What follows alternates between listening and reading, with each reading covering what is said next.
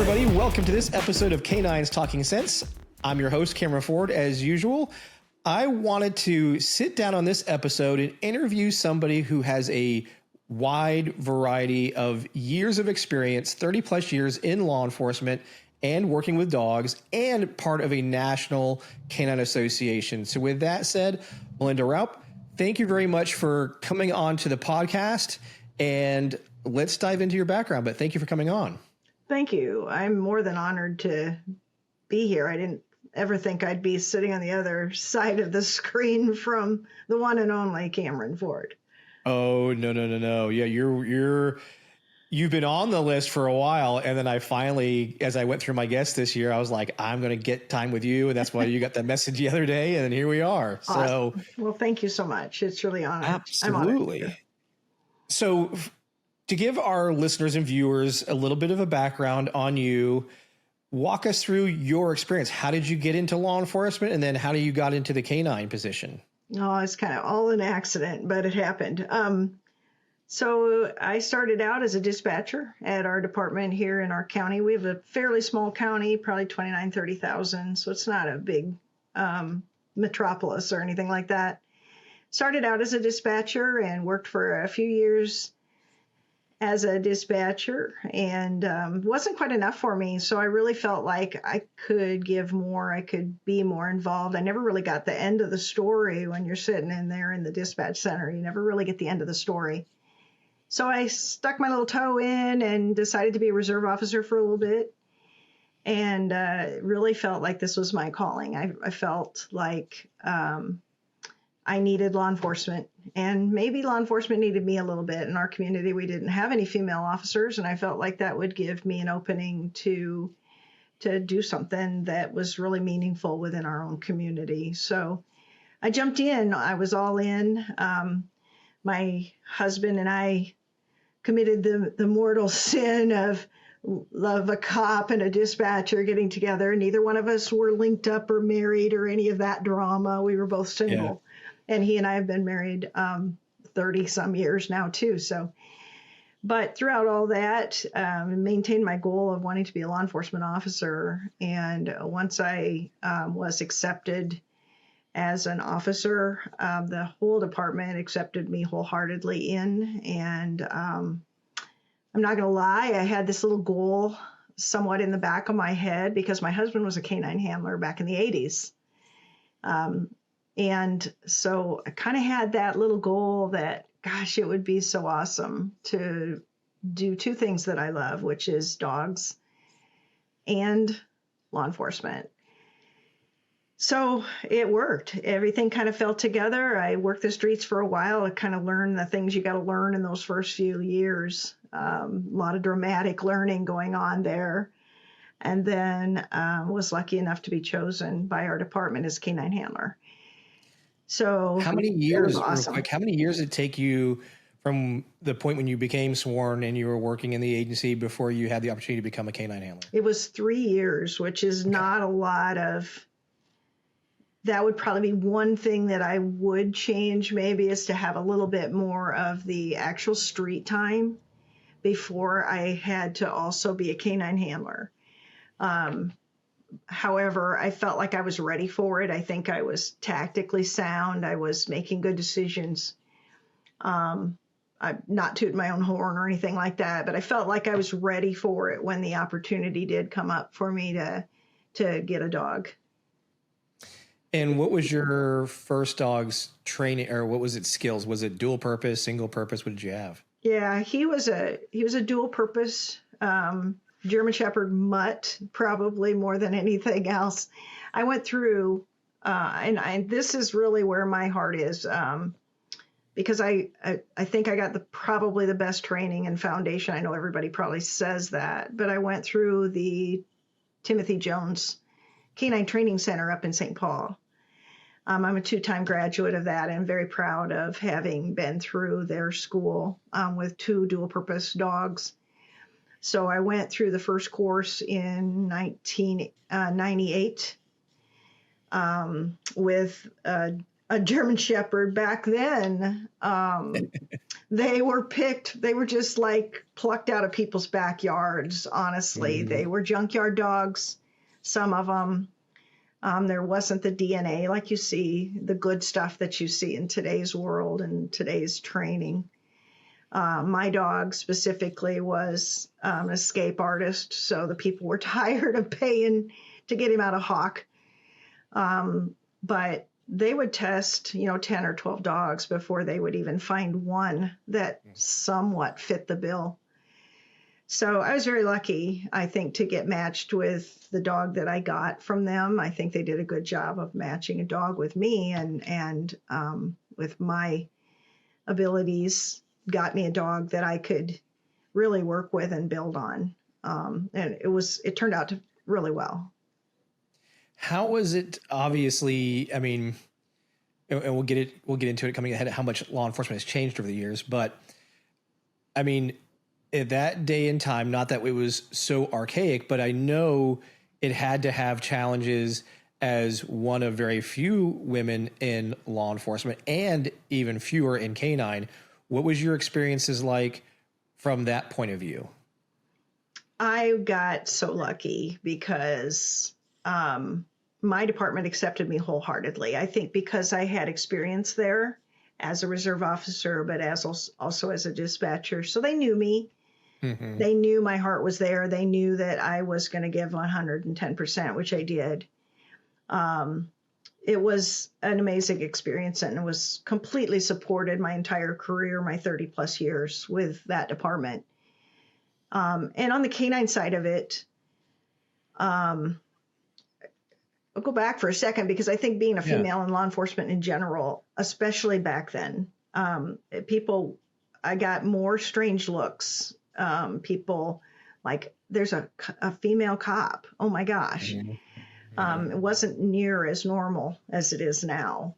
Yeah. And then add the dog to that, that it really was a unique thing. We didn't have a lot of females, especially in the state of Iowa. There were a couple of us that worked dogs, but it wasn't until, probably 10 years later when you really started to see certainly more females that were handling dual purpose dogs on the street. So was your husband still working a dog when you became a dog handler too? No, he wasn't. His dog had retired before I was even actually hired at the police department. Okay. So I knew the dog, but I never got to see him work, unfortunately. How was it having a spouse that had already been a handler? How did that dynamic work between you guys, as now you're the handler, but he's already been there before, he's worked a dog? How did you guys navigate that world? You know what? If you have good marriage, you can handle almost anything like that. It was nice because I didn't have to come home and explain anything. He knew what some of the things were that you go through, and especially as a canine handler, he knew also that by the very nature of canine, you're going to be drugged right to the source. So he knew the whole picture. And fortunately, because he was a canine handler, I think that allowed a lot of integration of the dog into our house, into our home, not necessarily in the house, but just to be able to, the dog respected him. He knew how to treat that dog and how a police dog needed to be handled. So it really made it the best of both worlds for me and the dog, actually. Yeah, that's pretty rare for how things go sometimes, when both spouses have one in the same career field and two within the specialty of the same career field, can make it a challenge. But it's good to hear that people like yourselves, they know how to navigate it and make it work, and it is doable, clearly. It is. My question on your first dog is, what would you say was one of the biggest lessons your first dog taught you? To ask the question, why is that dog doing that? I think that's probably, to this day, one of the most valuable tools that I use, is that step back a second and understand, why is the dog doing what he does? And that dog was, he was kind of thank goodness I had that dog first and not my second dog. My second dog was the perfect, I mean, just you could not have trained an easier dog. My first dog, however, challenged me every single day. And so I had to really have a full understanding with him that he had a dominant personality. He bit me every single day in class. So we had to redo that almost every single day to establish that, I don't want to say dominance, because you have 12, more or less. you have 12 weeks to make that animal from someone's backyard to I'm going to get out of the car and go after somebody with him. You have 12 weeks to do that in, and that wasn't an easy task to accomplish with a dog like that, because he was willing to do it and he had the gumption to do it, but he definitely was a huge challenge, and I had lots of scars and stitches by the time I was done training him, but it ended well. Yeah. And in that career, how many dogs did you work? I worked JR from 98 through 2007. And then I got my second dog through St. Paul, went through the class with them again, with Canine AWOL. And he was from Slovakia. So he had that dog was a rock star. And I could not have been more pleased with the ease of which that animal learned. And, you could argue that I was an experienced handler by that point, which always helps. But I also saw so much, there was just a complete total difference in dogs with AWOL. Mm-hmm. He had some medical issues. Unfortunately, had to retire him a little earlier than I probably would have normally retired him. Mm-hmm. So by the time I retired him, it was the start of 2014, I believe, and I was hoping to have worked him closer to retirement for me, which was 2018. So when I retired in 2018, I decided I wasn't done, even though I had been supervising and training between last dog and that. Apparently decided I needed more fun in my life and decided to get a single-purpose narcotic dog, Labrador, floppy-ears. And I've been working her now since I believe I got her in 2020 or 2021. Been working her, she's strictly narcotics. And then that wasn't enough. I decided to get a firearms detection dog and trained up a narcotic and the firearms dog basically for search warrants. So sure. I work for the county rather than the city.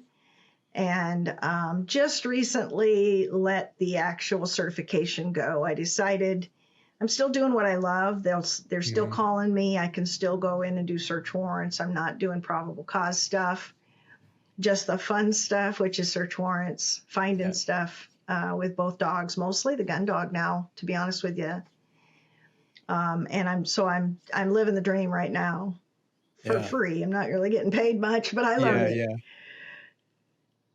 What in that second dog that came to you, obviously with some really good skills on its own, what was something that second dog taught you that you now carry forward? Just because I had X number of years under my belt, I still was asking the same questions with my second dog. It was much easier, of course. But I think if looking back, I wanted an even better street dog. I wanted an even better trial dog. I wanted him to be completely rounded in a way that my first dog wasn't. And I don't blame him and I don't own all the responsibility for my first dog he was just like routine. He wasn't excitingly great at anything. Although he did win first place overall for the USPCA one year. But my second dog, I think, I was still asking those questions. Why does he do that? Because he was such a different dog. Mm-hmm. And I was finding that most of the answers to those questions were because I'm an idiot and I'm doing things that I shouldn't be doing. Honestly, and to this day, working the 2 dogs I have now, I still stand back sometimes and say, okay, now why did that dog do that? And what do I need to do as her handler to correct that problem, or how did I contribute to that problem? So it's still the same answer, I think, most likely. Mm-hmm. Even though my second patrol dog was a much, much stronger dog. He was a beast on the street. In every sense of the word, he was a tough dog, but he was also just chill too. So that's a nice part. I still ask the same questions though. Yeah. What makes the dog do that? This episode of Canines Talking Sense is brought to you by dogbase.co, the all-in-one platform for working dog professionals, from training logs to certifications, deployments, medical, overall performance tracking. Dogbase keeps everything organized and accessible in one place. No more notebooks or scattered spreadsheets, whether you're running detection dogs, patrol dogs, search and rescue, nose work, scent work, whatever it is, Dogbase has a package that fits your program, and it's completely customizable and it grows with you. Go check out dogbase.co today and streamline your training program. We personally use this here at Ford Canine. It is a wonderful application, great for logging everything you could ever want, especially when it comes to detection work. So those of you in nose work and scent work, go check it out. What would you say, out of either first dog or second dog, what was one of your most memorable deployments with either one of them? Oh my gosh. Something that sticks out in your mind that you're like, oh yeah, I won't ever forget that. You tend to forget the bad ones, right? You tend to forget the ones that were not successful, even though those are the ones that I think I learned the most from, the non-successful ones. But my first dog he found 100 pounds of marijuana that was buried underground. Basically, it was in basically just a hole in the ground in a culvert like thing with a metal door, locked door over it. And they covered brush and debris and stuff like that over it. And we had given up. It was 10 acres. We had no idea where it was. Oh. And we literally had given up. And my dog, who I'm not going to lie, I thought he was chasing a rabbit, went up over, kind of over a little hill or a little rise. And I see dirt flying. And I'm like, come on, stop chasing rabbits. And I climb up the hill and look, and he's in full alert. Back then, everybody scratched, so he was digging and scratching, and we ended up finding 100 pounds plus, actually, of marijuana. My second dog, he definitely had some good street finds. 20 pounds of meth once, lots of cash, lots of small finds, which I find some of those to be just as important as the big ones. We had some really good tracks to a couple suicidal guys where we located them before anything bad happened, which I'm always all about that. That's such an important part of having a canine, is saving lives too. Yeah. And just in general, some really good, I had a dual apprehension once. We had a burglary in progress, and I deployed the dog in. The dog found the first guy, and I could tell the dog drug him out of a closet. And the minute I saw the dog, I turned around and told my backup officer, there's a second one. Look at his ears. There's a second one. He was the canine handler as well. Mm-hmm. Okay. So my dog gave me that second one. So we didn't just go blowing in there back in the day when maybe you didn't use tactics as well as you should. I tended to be very tactical if I could, to the best of my ability, but used his ears. I mean, he clearly gave it to me that there's a second guy there. That was really something that stuck with me, that I just need to really trust my dog. That was real early in his career too. So it was that was a good thing. Yeah, for sure. Now, knowing that obviously, and you see I share it frequently, there's always what we do in training and how the dog performs in training, and then what actually happens in real world. What have you seen in your experience that you say, okay, though this looks really nice in training, I didn't, or I didn't see this exactly in reality? What are some things that you've had takeaways just from going from the training world to the operational side of things and lessons learned there? Oh my gosh, you're speaking my language. One of the things that I guess harp on with my training group or talk about a lot within even our association and other dog handlers is our inability as, that's going to sound bad however I say this, but our inability as trainers, as handlers, to let the dog fail, to set it up to be hard enough to somewhat come close to what street work is. Because you cannot recreate street work, in my opinion. You can come close, I'm sure. You can set things up to try to add. I like to add a lot of environmental factors, stress, where I'm throwing the book at the dog, the dogs that are ready for that. And I think we miss the boat as handlers. I don't want to say us cops are lazy. I can raise my hand to that. I'm right there with you. But I think we're very patterned. We are way too predictable. And I learned even with my first dog, I was doing things with my first dog like variable rewards that you never heard that back then. And I never had a name for it, but I was doing that. And it was kind of an accident. The dog needed me to do that. And I learned it from him, so to speak. But we tend to set things up when we're setting up training. It's just always a win. And simple things like my training guys hate me sometimes because I set up these, you just can't win them type scenarios.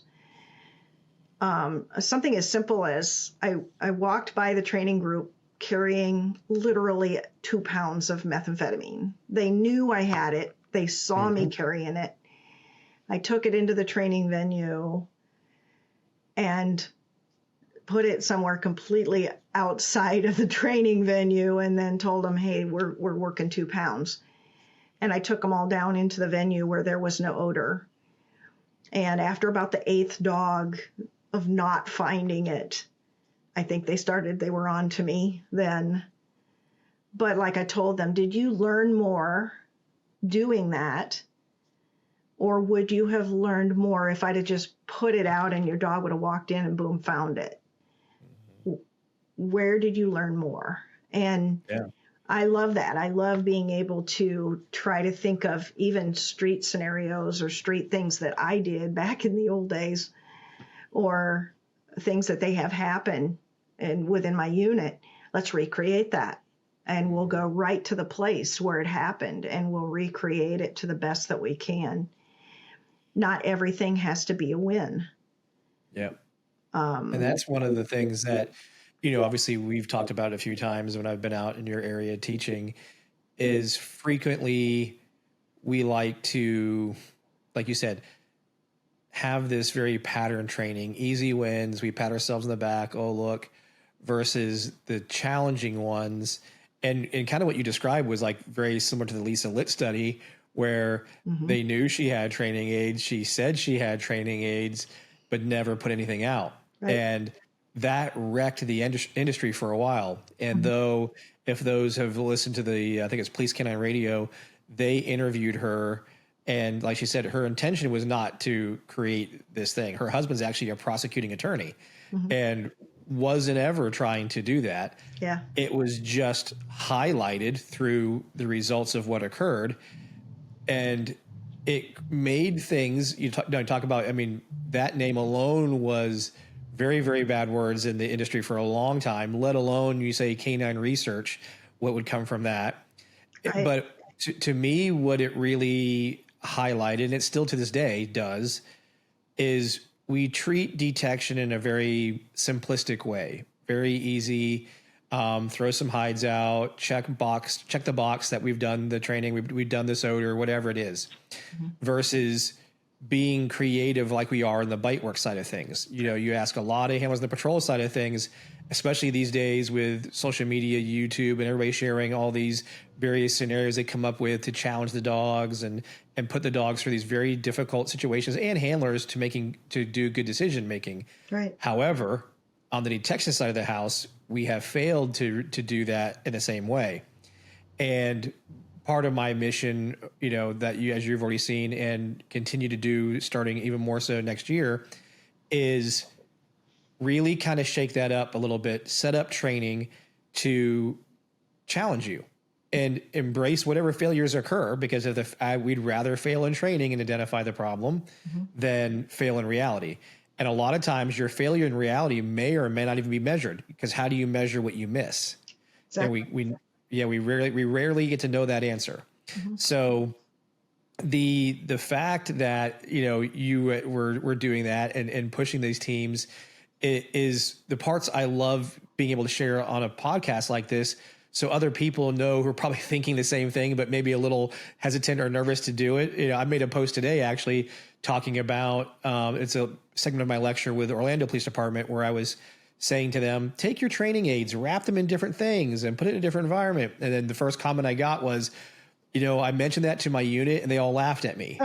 And because that's part of that whole integrated where handlers are constantly used to the status quo and they want these easy wins. And when we challenge them, our peer pressure prohibits us from doing well or to accept failure. Exactly. And I say doing well by challenging us, I should say. Yeah. But because we don't want to fail in front of each other, our egos kind of inhibit that from occurring versus going, you know what, just like bite work, let's try this, let's try that. Let's take our training aids and be creative. How would you hide this if you're trying to get it past me, and so on and so forth. And I think we embraced more of like what you described there.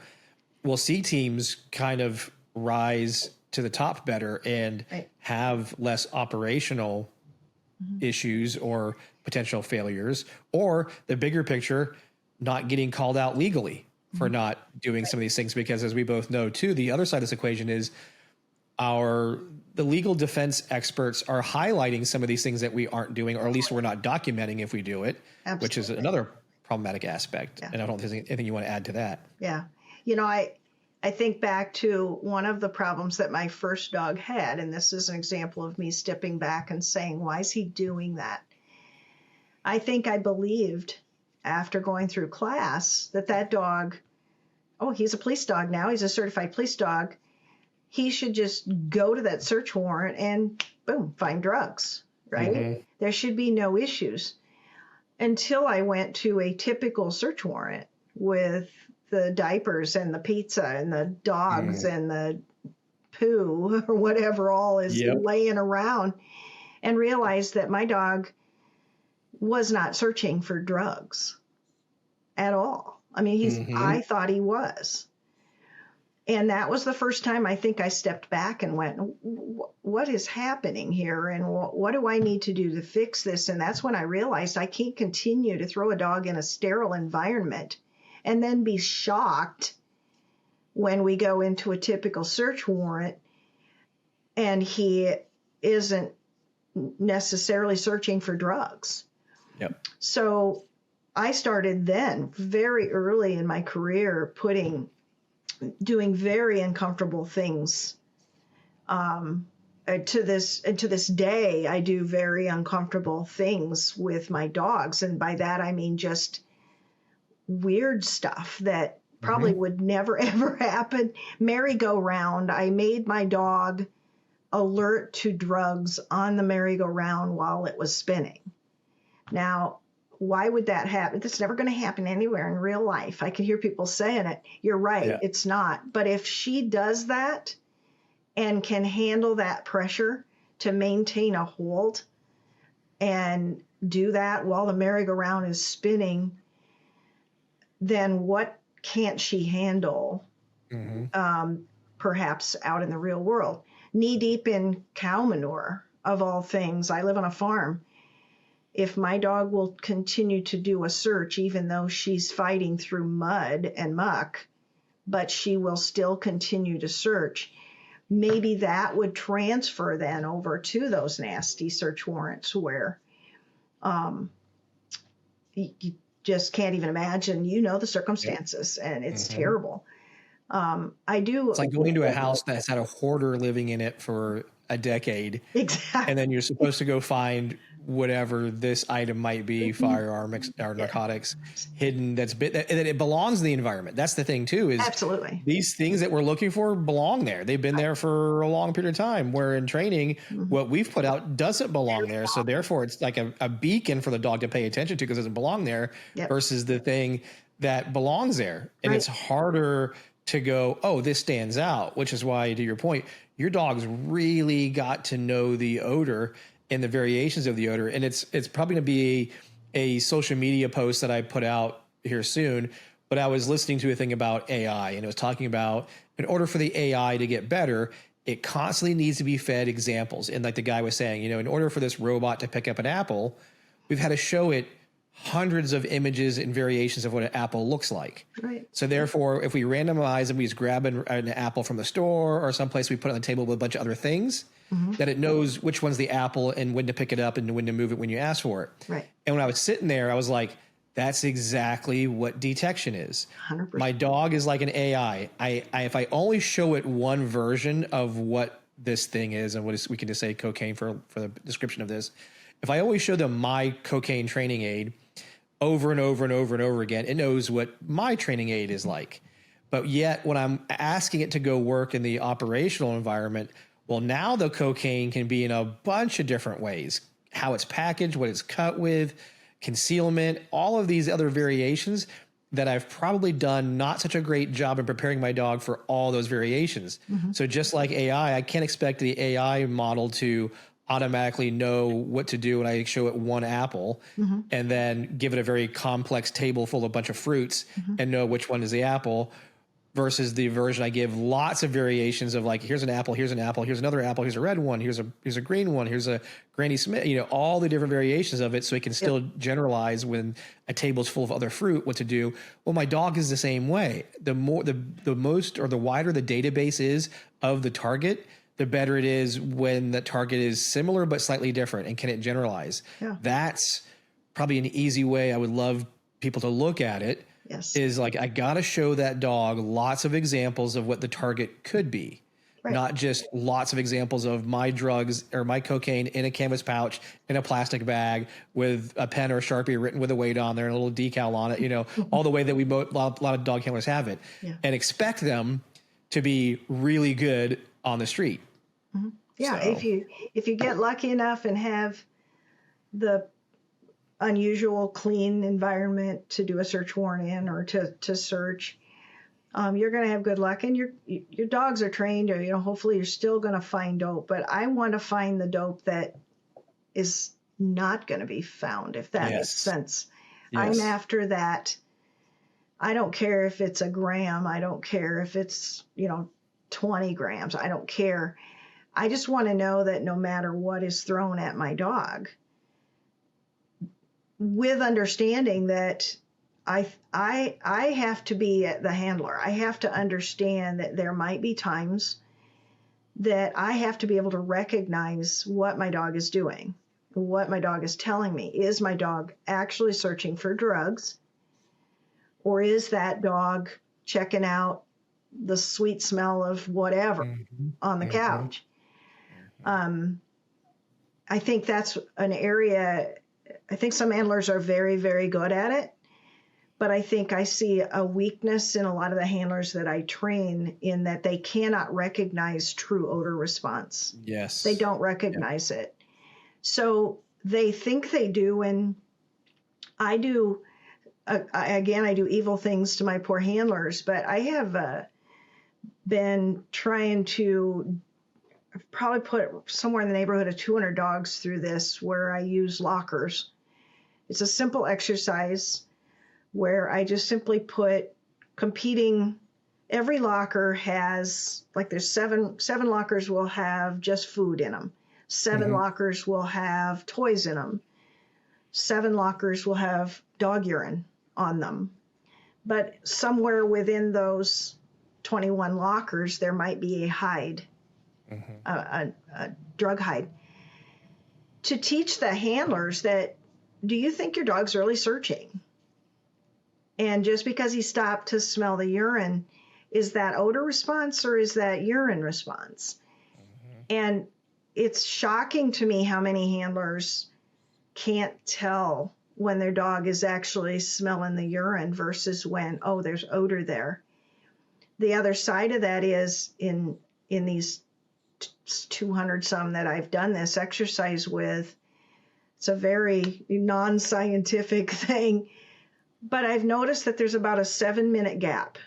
And there's 7 minutes is kind of a consistent thing in law enforcement anyway, but I will watch these dogs where the handlers don't know that the odor is there, and you'll watch these dogs walk by it over and over.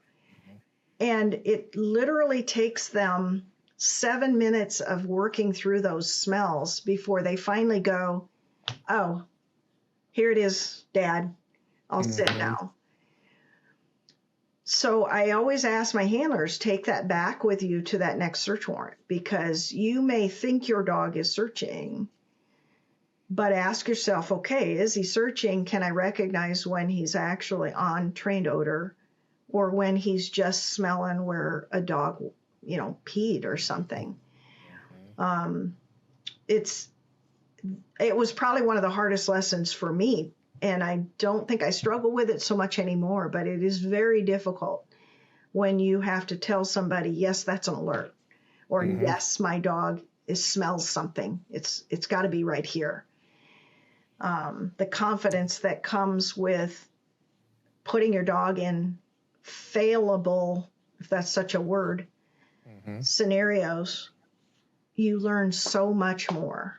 If I try to make my dog fail, and whether it's patrol or detection, but specifically with detection, and tracking as well. If you make it too simple, if you don't learn what your dog looks like in those different environments, you're going to miss stuff. Yeah. I steal a phrase now quite often that I got from Steve White, and that is what we just kind of highlighted. A lot of handlers wait to call something after they get the trained final response. Right. And as Steve says, what we have to remember as handlers and trainers, the trained final response is just the period at the end of the sentence. Yes. We're not so good at reading the whole sentence because we keep waiting for the period, whatever the exclamation, whatever the end of sentence is, we keep waiting for that. But if we get better at reading our dog, when we see certain things happen, we can go, okay, this is the words I like to use is predictable, repeatable, reliable. These are the things that are happening consistently when my dog is working odor. And every dog is going to have its own version of what's predictable, repeatable, reliable. And what I try to get handlers to do is know what that is in odor. But to your point that you made about your training session is also know what these things are in relation to dog urine. What are they in relation to a toy? Because there will be little tells. And what we are failing to do is we're literally playing poker every time with our dogs, except we have horrible tells. Our dog knows what's happening when they're playing poker with us, and we have no idea what they're doing a lot of times unless they're extremely obvious about what they're doing. And in this conversation, like you had mentioned, you've had your other, you've gone to the floppy ear world. What have you had as far as takeaways go from going from the pointy ear dual purpose world to now single purpose floppy ear world? What has been some of your takeaways in that switch? One, in the specialty, knowing that your dog has now just one job to go do, but also what have you learned within the breed type changes that you've gone through? Oh my goodness. The first thing that pops into my head is that I wish I knew when I worked my first two dogs, the amount of stuff that I have learned just working a detection dog. I have learned so much from these two dogs, not because I love to learn and I'm always watching videos, I'm always listening to podcasts. I think you have to keep learning no matter what. But I think I devoted I didn't give them near enough time, training time. I think we always want to do the sexy stuff, right? You always want to do let's go do a bite scenario. Let's go do a tracking scenario. And then you just, throw some cocaine in a desk and call it detection training. I know I never put either of my first dogs through the crazy, ridiculous stuff that I've put these two dogs through. I would have never, I just Sunday went out and threw some stuff in the creek to get a response, to see what, and it didn't have my odor on it. I placed it with, forceps and all that stuff. Just wanted to just see, because I had not experienced with that. Now I wish I would have done that with my other dogs. Yeah. For property, for evidence, for drugs. Never even thought to try that. Whereas now I'm just doing all this weird, goofy stuff just to see. And because you have one discipline now, right? You're not dividing your attention among multiple disciplines under one dog. You're able to go, this is our job. This is all we got to do. How can I be creative about this one thing? And you're not, I am not afraid to let them fail. I'm not afraid to do blanks. I do so much searching with no finds. I spend way more time doing that. And it's not that I know that it seems so boring. And there's a lot of cops that don't want to do it because it is really boring. And I didn't do enough of that with my first two dogs. So much. Yes. And I didn't do near enough of that with my first two dogs. And that would bleed over into patrol as well. That my dogs, unfortunately, my first dog got very, very smart about knowing this is not training. This is patrol, which means I'm not going to find anybody. Whose fault is that? It's kind of not the dog. I created that. Yep. And so I started to figure out, okay, why is he doing that? Why is he getting out of the car and basically saying, the heck with you, I'm not doing it. I don't care. And so how do I fix that? And so in my feeble brain, the only thing I could come up with was to make real look more like training. So what I would do is I'd pull up to the scene of a real call. I'm going to have to track a suspect. And I would get into the back end of my car and get a bite sleeve out and walk right by my car with this bite sleeve so my dog could see it, walk over and hand it to another officer and say, hey, just throw that in your car, would you? Then my dog would get out of the car thinking, hey, this is training. And so I had to mitigate some of those things, right or wrong. It might not have been the right way to answer those problems, but that question that kept coming up is, why does the dog do that? And so how do I fix that? So you were doing what I like to call FAFO, walk around and find out. Exactly. And the same we got to with, try some stuff. Yeah, and the same with drug searching. My first dog was completely dominant. He was very dog sensitive. He wanted to mark everything, very feral. And I had to learn, well, how do I make him search? If I'm going to go into a search warrant where there's a house full of dogs and they've locked them all in a bathroom, and now I have to try to get this dog to find drugs when all he wants to do is just mark his territory. So I had to recreate. I can't really make that happen in training very well unless I go to a dog kennel. So I started doing a lot of my training at a local pound, at a grooming facility or a vet clinic. And I would go in during working hours and just do drug searches. And it really did desensitize him to some of those things that were causing me problems on the street. So asking that question, why is this happening? Why did my dog do that? I just have to not find an easy answer and just say, no, he's a dumb dog or whatever is going to come out of your mouth. Yeah. There's always an answer. What has been the biggest lessons you've learned from going from the pointy ear breeds to floppy ear breeds? Have you seen a difference between what they're capable of based on the breed characteristics? You know, I think my second dog, my first dog was a hot mess. My second dog, I think, was very similar to my floppy-eared dogs. I don't really see a ton of difference, to be honest with you. I think if they've got it, they've got it. And if you're handling it right, if you're doing your job as a handler and trying to challenge and trying to push, I think it really came down to my last patrol dog was from Slovakia. He had all the DNA on his favor, and he didn't really care about anything but doing the search, finding the thing, you know. These dogs that I have now, I'm lucky enough that they are very similar to that. It's just, I just want to find the thing. Yeah. Whatever it is, I want to find it. I think it's easier because you don't have the concerns that you have with a bite dog, maybe. Yeah. Because I did find someone after it had been cleared by a tactical unit once that was hiding in a closet that they did not find. And my dog went in during a drug search looking for drugs and ended up biting and finding and biting a hidden suspect.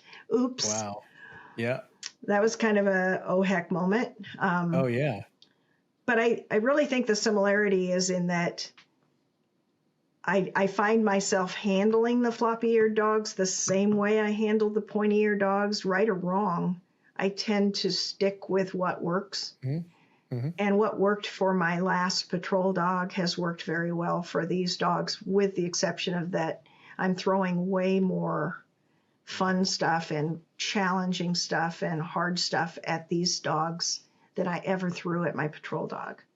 Ford Canine membership. Many of you guys remember our 3 levels. We had bronze, silver, and gold. But July 1st of this year, we decided to make it one membership for everybody. And that was thanks to your feedback. In addition to your feedback, we've also added a Facebook group for Ford Canine members. In this Facebook group, we share lots of videos. You members can also post videos in there for myself or Natalie to review. We made this resource based on your input of wanting more interaction with us. With the Ford Canine membership, you also get discounts to everything on our website. So if you haven't joined Ford Canine membership, you definitely should. We've just posted videos of puppy cognition with my new dog, Neo. My lectures, what we've just done in Vancouver and other locations, are all posted there. So that way, even though you may not attend a seminar, you're going to hear my lectures every time I go out and teach. We also share videos of me working my dog,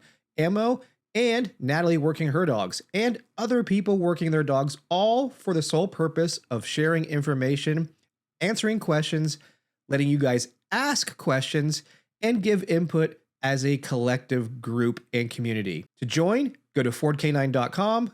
Up top, click on membership, and we hope to see you in the group.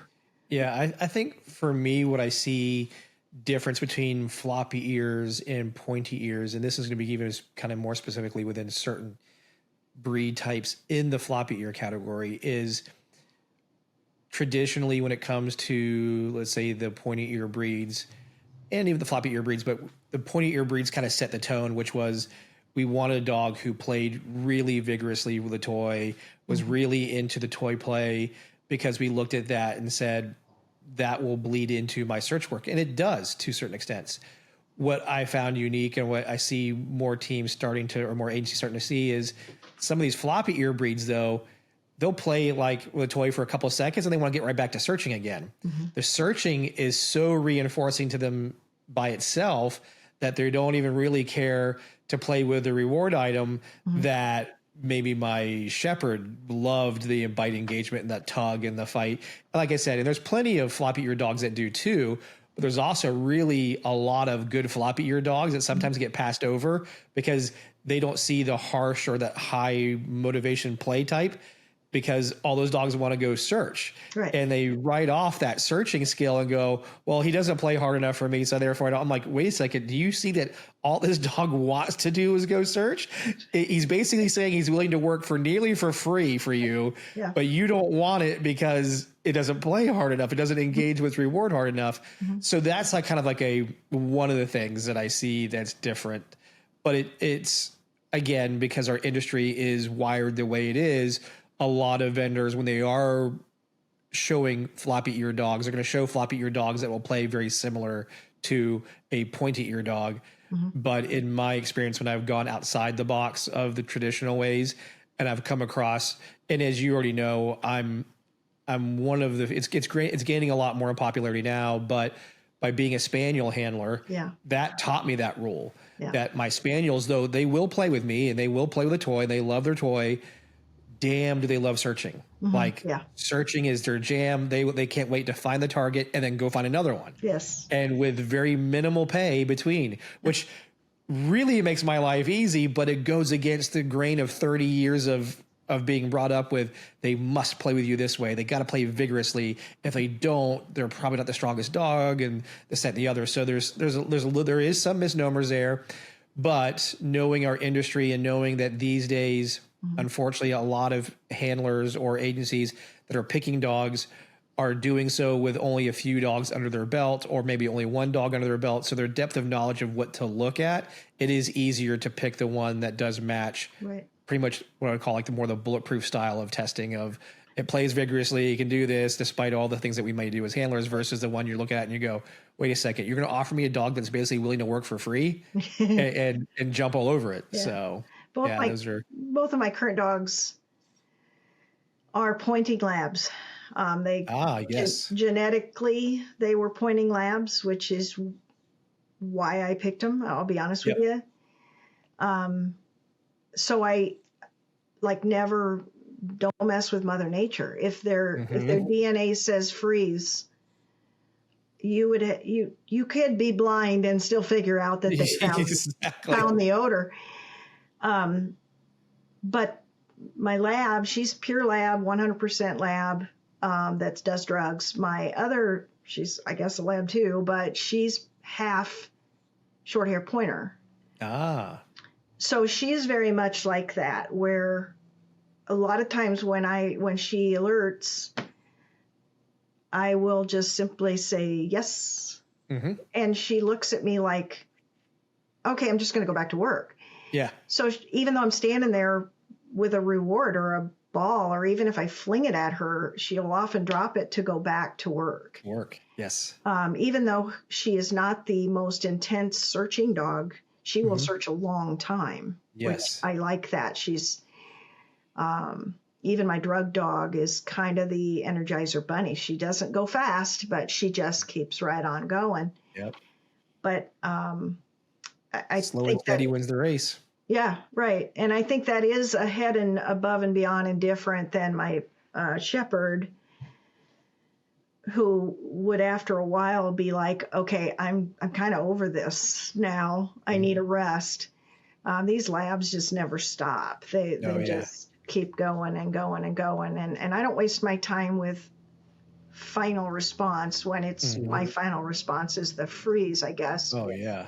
And I love it, to be honest with you. I think and it was actually Dr. Brian Hare years ago came up to me and was like, so let me ask you something. Why do you pick a sit? Why did that happen? And I was just like, that's what the guys taught me, and this is what the industry did. And he goes, but at the predatory sequence, stalking is, especially in certain breeds that you guys are picking, is really, really strong. Mm-hmm. Why wouldn't you want to just capitalize on what they do naturally? They're far less likely to false that response or to falsely offer that when it's genetically wired to them to, when they find a stimulus that they've been told is valuable to them, to lock up and point at it, especially when you add then, like you said, selectively bred dogs, pointers, spaniels, other labs that have that really strong genetic, and then we go fight it and try to make them sit.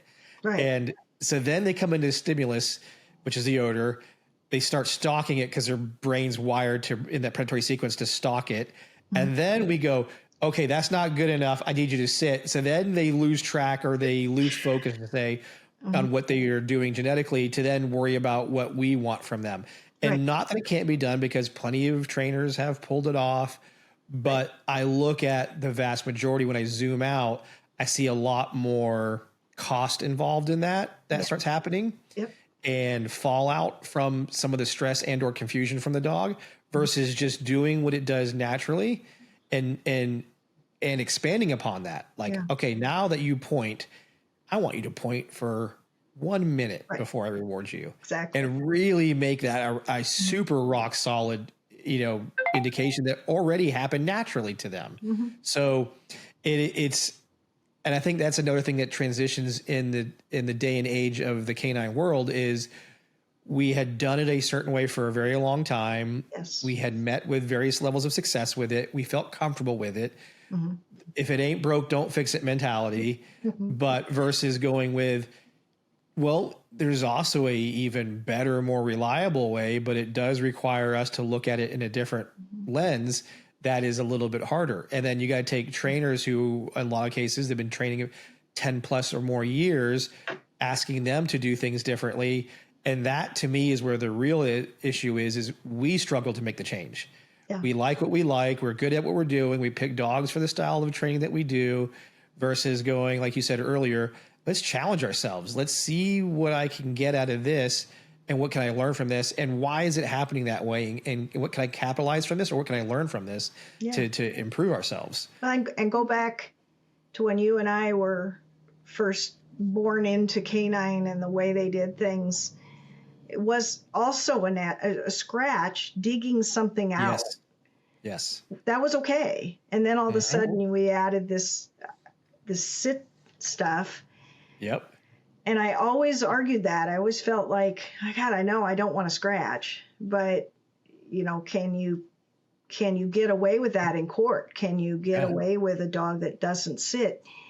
And I've just never had an issue with it legally or any other way, as far as it's solid. And to me, it's just as easy to read as a sit.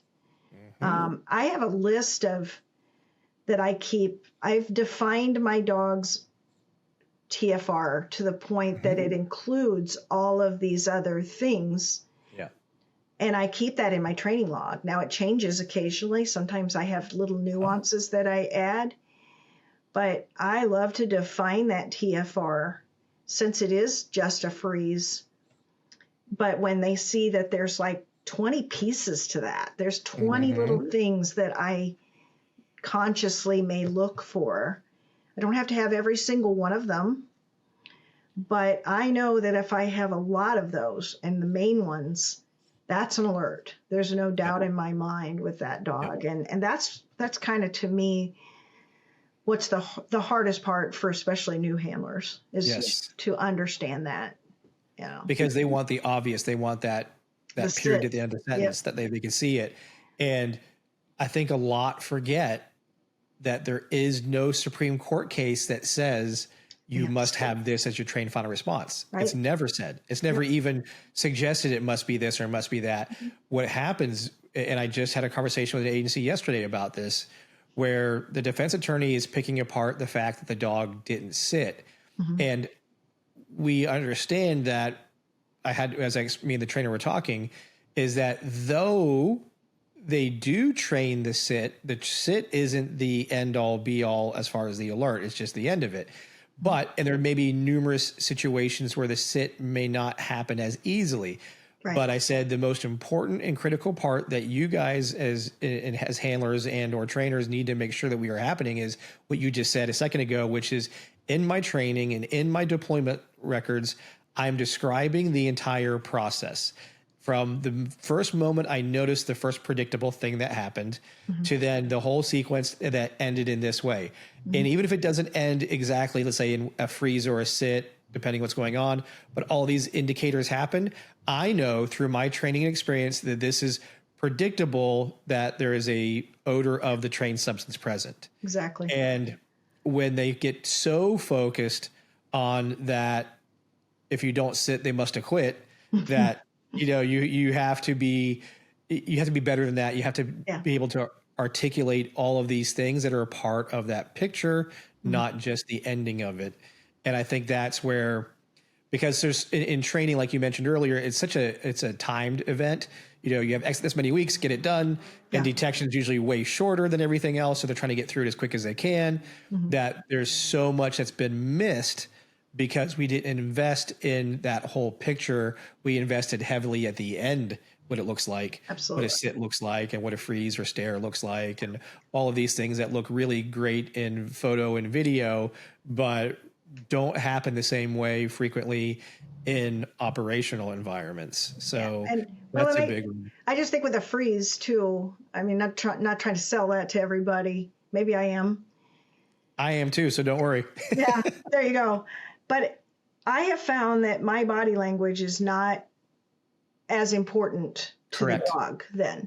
So whereas if my dog stops to investigate something and he's a sit dog, and the mere act of me just turning, even if it's a subtle turn, did I just cause that sit? I think we do. We cause those things to happen even with subtle, small movements with a dog. And I don't see that quite as badly. I don't believe I affect my dog's freeze by moving and by moving her, pulling her away and trying to move her back end around so her head just freezes. All the weird things that you want to do to make her stand there for a minute and a half, freezing on something. If we look at it from a logical standpoint, sit, for lack of a better term, was man-made. Freeze is natural within the dog. Yep. So anything that I build in or I create can be displayed by the dog to get reinforcement. Because if I created it to link it to reinforcement. Right. Versus something this is where Dr. Hare's point was, when something happens naturally, they can't help but do it once there's been an association to a stimulus. It's typically going to happen more reliably when stimulus is there, despite the things that I might do. Because like you said, I didn't teach them to freeze. The freeze was rewarded after they offered it naturally. Right. And that creates a level of reliability that what we really want to strive for when we want that sit response. Yeah. So when we build something through a lot of reliable, and I'm not saying by any means we can't, there's thousands, and I had a few myself that they're good on that, on the sit behavior. Right. But a lot of the issues we deal with stem from that man-made type of behavior to happen. Right. Because it's linked to a lot of other things that links it to reinforcement. So then the dog starts trying to find what's the predictor to the reinforcer. Is it my sit? Is it the handler's placement? Where when I have a little bit cleaner, the dog created the response itself, and I'm just reinforcing it when it comes into this, it becomes really nicely. Now, I do share a lot with my classes that it can happen under a freeze if you make your training too operant. And what I mean by that is when we make training too simple, in the sense that there's only one item there, they go up to the one item, all they have to do is this. Well, then you can start seeing a really natural behavior start being offered through operant aspects, because the dog goes, got it. Yeah. What you really like is if I do this. So I'll do this, especially when I'm stressed out or I can't figure something, I'll just do this. But what's really unique when you really dive into it, and you do have a freeze alert dog, if you've ever inadvertently created them or caused them to freeze as a behavior, what you really see is when there's a freeze related to stimulus versus a freeze related to them just trying stuff, it's a very different freeze. It is 100%. Yep. Yeah. And if you have that defined, I know with my drug dog, I discovered kind of by accident, by trying to force her to freeze on stuff, putting stuff out that I thought, yeah, she loves powdered sugar donuts. Don't ask me why. Yeah. But if I put out a powdered sugar donut, she will freeze on that initially when she was young. And I discovered by doing that there was a subtle difference. She had just a little bit of a change in her ears. It was actually a movement within her ears that was different for the trained odor, that I never see that when she is showing interest in some other foreign odor. And I got lucky with that because that was such a solid thing for me that I can see that from where I'm standing as a handler. But it helped me clean up all those other freezes. She never, I shouldn't say never, you should never use the word never. Yeah. I just about did. Because they'll never ever like they've never before. Yes, get the shirt. Yes. Yeah, but by doing those things with the sit, without a sit, without the down and all the other stuff that comes along with it, I think you get right to the root of what turns them into alerting, what they're trying to tell us, I guess, for lack of a better way to say it. It's just so much more, it's not mechanical, it's natural, like you said. So, but the more you do it, the more you force your dog to make those decisions and make good decisions, the better you're going to be at reading those things on the street when it actually counts. Now, because you work two different detection disciplines, firearm and narcotics, what have you learned by working two different styles of detection dogs? What are your takeaways from that world? I still think it kind of follows the dog to some extent because the dogs are a lot different in their styles. But I'll be honest with you, I feel like just in the year and a half or so that I've been running this GSR dog, I feel like it's easier. And maybe it is, maybe it isn't. I know that I talk to explosive dog handlers that talk about the nightmare that is for them. And odor is different. The way you work the dog is different. Cadaver, I've trained with some really good cadaver people that talk about things like that. But I was pleasantly surprised when I got into this with her finding guns that it's way more forgiving, if that makes sense. Yes. Not just in training is what it is, but when you're actually working a search warrant or actually out on the street working to find a gun or whatever you're looking for, I think you can make more mistakes as a handler. I hope I'm not, but I think you can. I think it seems like the odor is a little more just out there. It's not as easy to miss. I don't know if that's what I'm trying to say. It really feels like when I work her that I don't have to be right on top of her all the time. I worry about the drug stuff because of fentanyl and things like that. I feel like I have to be a little closer and keep an eye on things a little more. Whereas with this gun dog, she's actually better off without me. She's better off if I just stand back and let her do her thing and not necessarily have to steer the boat so much with her. And I do a lot of old odors. Yep. Guns that have sat for a long time, ammo that is old, that has sat for, weeks or even months to see if I can get odor response. And it really hasn't made a ton of difference. I always worry about what is it that she's finding. Yeah. And I get really nervous over, I think I emailed you actually. You did. Live ammo is a good example of something where what is it that she's finding? Yeah. What is she paired to that she is successfully finding it? And that hits a really good topic because like you said, so obviously you and I connected on that as well because of the research I got to do with Dr. Tiedemann on the gunshot residue in firearms for dogs. And in short, without making it a whole nother episode just on that conversation, was we had learned two major things were associated to firearms. It was the gunshot residue and human scent. Yeah. And it was, the irony there was when testing dogs and dogs I got to test and work with, dogs that were trained firearms as an article actually outperformed dogs that had been trained as firearms through the bomb dog world way of doing it. Right. And what was crazy was when Dr. Tiedemann kind of confirmed through the machines that the things that machines are picking up was human scent and gunshot residue.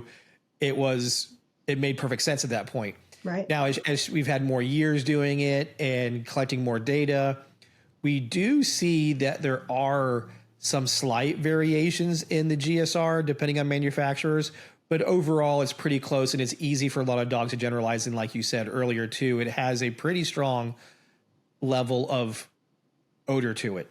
And despite time going by, it's a very sticky thing. I mean, it's one of the most important things when in evidence collection, when there's been a shooting, to bag the people's hands and things of that nature that have been involved, because GSR is very sticky and it goes everywhere. But what we used to do, as you know, was we'd focus on oils, solvents, the gun, the powders, all these things. And once we kind of discovered that the powders themselves had no real relevance to the firearm itself, despite bullets being there, was where a lot in our industry kind of get confused. Well, wait a second, the magazine's got this. And like Dr. Tiedemann started showing us, was I can take a 30 round magazine, test it, and it's going to have out maybe the equivalent of a grain or two of powder. Right. And no one's training to a grain or two. Everybody's training to a small sacks of powder, right? Right.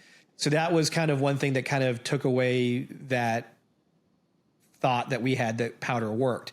Now, the question was, just like you said when you reached out to me, was I'm training on GSR, but my dog does hit ammunition. And like in our conversation, we talked about was part of that was a dog generalizing to the cheat code of the search environment, which was this is the thing that doesn't belong, it's here, yes. And it has. Now, taking that further, when we researched it, was the dogs do take in some of the peripheral things about a firearm, but the more experience it gets, again, the more versions we keep showing it of a firearm, the better it goes. Okay, yeah, GSR, this is the thing I'm really paying attention to.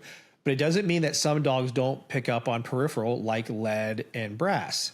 Right. And especially if handlers are putting out loaded mags in with a firearm find or what have you. Mm-hmm. But like I tell everybody, I'm like, look, if you, depending on what your job is, what's the requirement of this firearms dog? Is it to look for GSR, basically shell casings and weapons? Go that route. But if you have also need to find ammunition, go put out ammunition. Right. And you'll find ammunition, no problem, because the dog will go, this is the picture. It's the projectile. It's the brass. It's going to be with a magazine.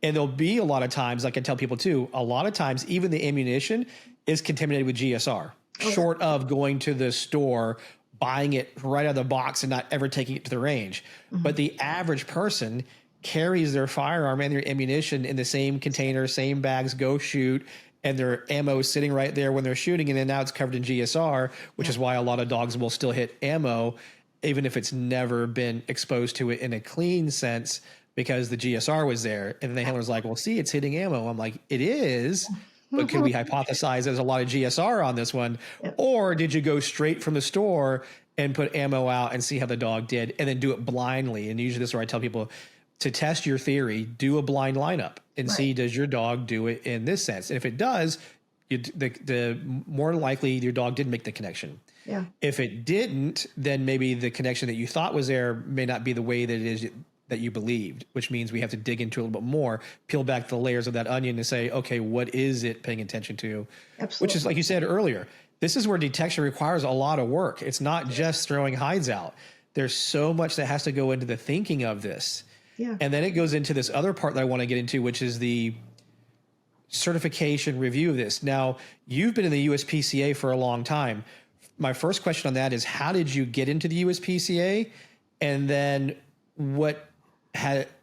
I'll start with that. How did you get in the USPCA first? We'll go there, and then I'll take it from that point. Well, St. Paul, when I trained at St. Paul, they trained under the standards for USPCA. So obviously when I came out of school, that was what I was familiar with. And back then with these dogs that came with no DNA, they're just out of a backyard. You spent the whole 12 weeks just training to pass a test.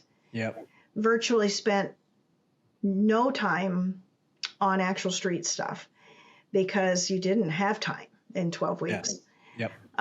So I was introduced through USPCA through that. And through the course of the first few years with my dog, I was kind of a shopper. I'm not going to lie. Mm-hmm. I have nothing bad to say about other canine associations. I think we're all on the same team. We all need we should all work together. Mm-hmm. Nobody's better. It's just different.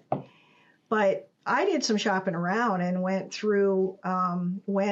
just blindly went to a couple certifications from different associations that I won't name, of course. But I walked in not knowing a thing, not having trained it, not knowing, and literally knowing nothing. Tell me what I'm supposed to do here. And I passed them with flying colors, basically. And I'm not trying to toot my own horn. Yeah. But I came away from that thinking, could I have done that with the USPCA test? And maybe I could, maybe I couldn't. But I felt like I had worked much harder to obtain a USPCA test then I wouldn't have had to work quite as hard to get to some of these others. Again, that's not being, I don't want to be mean to any of them at all. I don't mean it that way. But I wanted to be challenged. I wanted the hardest test I could get because I felt like it's such a mediocre way to predict behavior, right? But if I could do the very best that I can and get one that's really hard, even though I'm not sure it is hard now. In my mind back then, I thought it was hard. So that's what got me into USPCA, and I stayed with them. I was just kind of in the right place at the right time in 2006. I was doing a lot of trialing. I was going to these national trials and stuff, detection trials with my first dog because he was pretty good. Mm-hmm. And got in the right place at the right time to be nominated to be the national secretary. Just knew the right people, I guess. And got the position as national secretary, which I hold still to this day, almost 20 years later.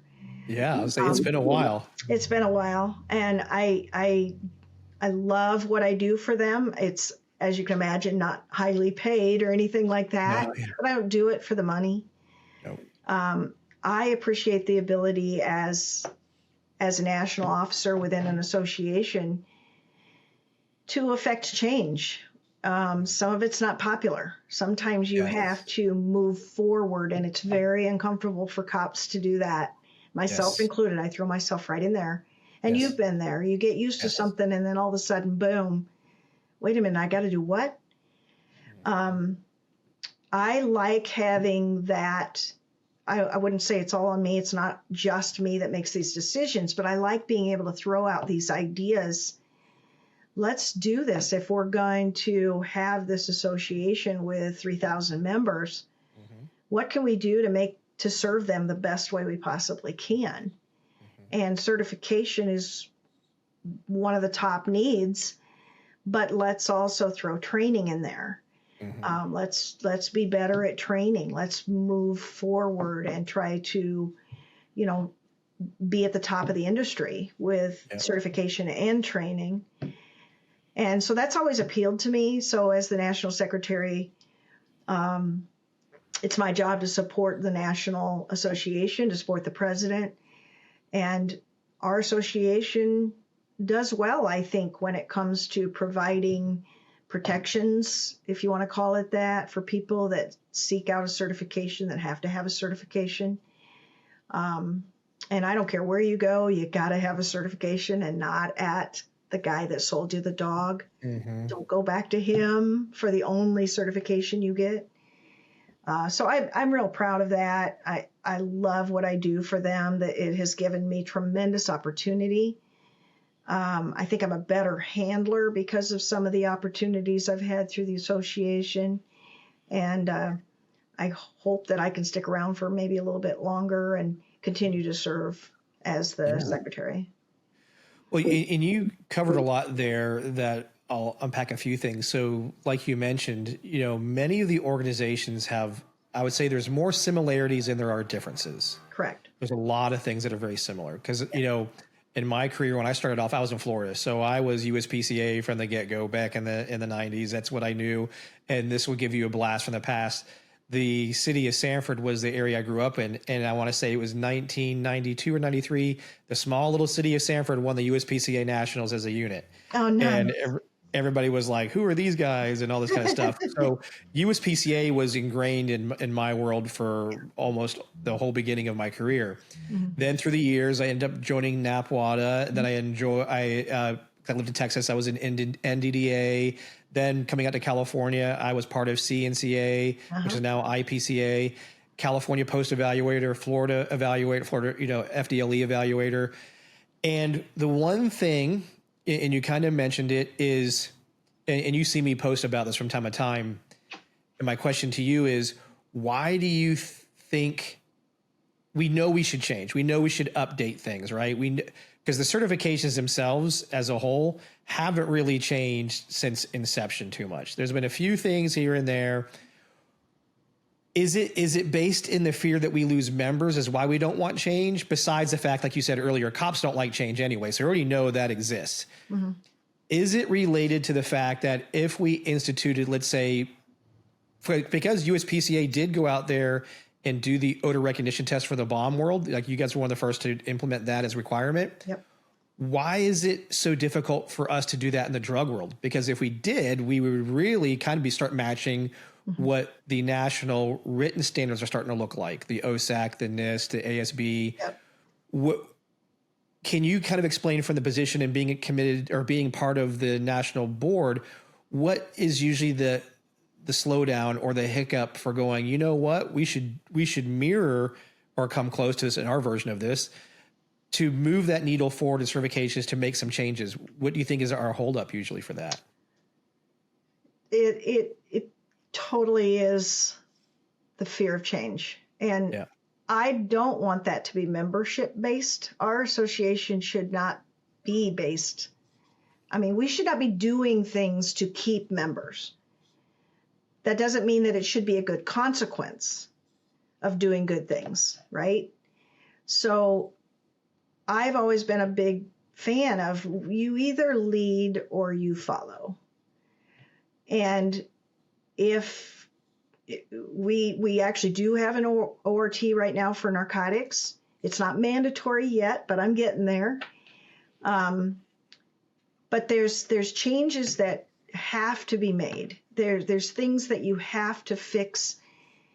And the other problem is trainers that train to the USPCA are not bringing them into that thought process where, why are you not getting a verbal out? Not that, again, that's something like you mentioned, it's not really in a court case anywhere, but everybody trains to that verbal out, right? So I would love to see, well, let's test people on a verbal out then, if you want that, but let's also test them on their ability to physically remove a dog, their ability to use a breaker bar, because that's real world. Even e-collar is coming into play, I think, more. Making changes with things that are requirements within some of the state standards. For instance, say you have to have a recall. We don't have it until recently. We didn't have a mandatory recall. And that's an example of something that really people don't like. They don't love those kind of changes where we really put the foot down and say, how do you define this in court then? It's not okay to not have these certain things. Maybe I'm not specifically talking about recall or outs, but even in the drug world as well, it's not okay to continue to say as an association, yeah, that's good enough. We'll pass you. I mean, you said that great. I mean, that's the hardest part I've had my personal struggle with is everything we do evolves, right? You and I have both been, we're in law enforcement. Remember, we used to walk around with the big batons. We had typewriters to do our reports. We had all these things and all of it has evolved in some way or another. Even how we do firearms training, lethal force has changed dramatically, even in the past 10 years, dramatically. Right. Yet the dog evaluations and certifications have remained largely the same. And there are different associations or states that have implemented some changes, which I think have all been for the good. But I think, like you said, the national associations, this is where I would love if they kind of did it together at the same time, because basically if the big ones got together and said, you know what, kind of like we'll just use the ORT part for drugs. If we all do this together at the same time, there is no membership jumping. There'll be a lot less of it because no matter which side of the fence you land on, still got to do the same thing. So you're not getting out of it because we both know this. We've been doing it long enough that unfortunately there are those few individuals that will certification shop.